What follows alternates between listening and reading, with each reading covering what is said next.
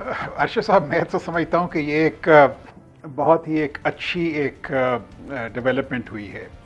अच्छी डेवलपमेंट मैं इसको इसलिए कह रहा हूँ कि वहाँ पर अमेरिका में आपको मालूम है कि मैं 4 साल वहाँ पे पाकिस्तान का सफ़ीर वहाँ पे तैनात रहा, और मैं आपको बताऊं कि मैंने जो ऑब्ज़र्व किया कि वहाँ पर पाकिस्तान से मुताल्लिक जो नैरेटिव था उसको वहाँ की इंटेलिजेंस कम्युनिटी वो उसको डेवलप करते थे, वही फीड करते थे वहाँ के मीडिया में, वही फीड करते थे वहाँ की कांग्रेस में, और वही उस नैरेटिव को फीड करते थे थिंक टैंक्स में और उनकी एडमिनिस्ट्रेशन में। अब जिस तरीके से आपने कहा और सही कहा बिल्कुल कि वो जो उनका एक एक्सपोज हुई है बहुत बुरी तरीके से उनका जो नैरेटिव है और उनकी असेसमेंट,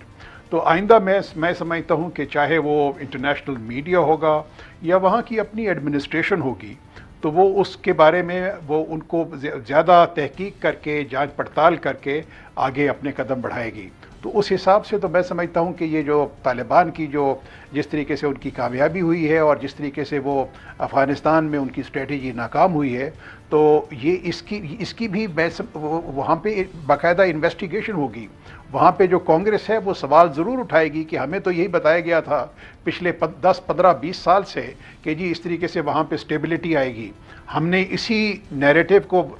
यही बात सुनते हुए ट्रिलियंस ऑफ डॉलर्स वहाँ के अफ़गानिस्तान के लिए सैंक्शन किए, और नतीजा ये निकला कि ना सिर्फ वो ट्रिलियंस ऑफ डॉलर्स वो सारे के सारे जो ज़ाय हुए, बल्कि वहाँ पर जो अमरीकी अफवाज ने अपने जिनसे वहाँ की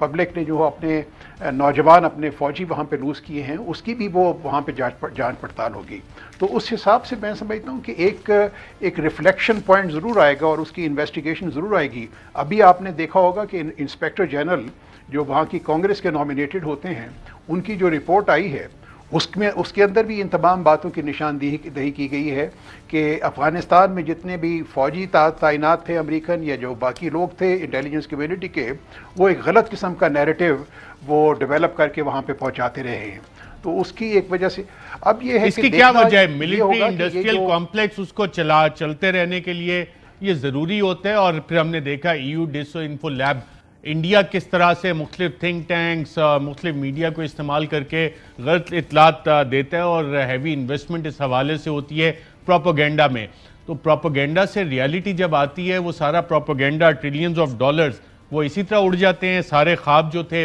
कि जी हमने यहाँ पे एक नेशन बिल्डिंग करनी है, नेशन बिल्डिंग के मनाजिर आपको नज़र आ रहे हैं कि US जहाज़ के साथ लोग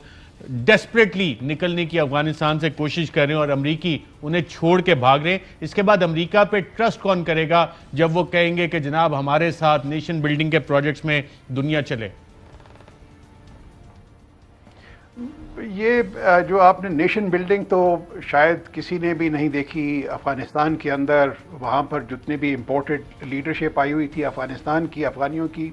जिनकी अफ़गानिस्तान के साथ कोई लॉयल्टी नहीं थी, उनकी लॉयल्टी सिर्फ उन ममालिक की थी जिनके वो पासपोर्ट होल्डर्स थे, जो सो कॉल्ड लीडर्स थे अफ़गानिस्तान के। इसी तरीके से जो एक गलत किस्म की जो एक रिपोर्टिंग होती रह गई अफ़गानिस्तान से, उसके बारे में एक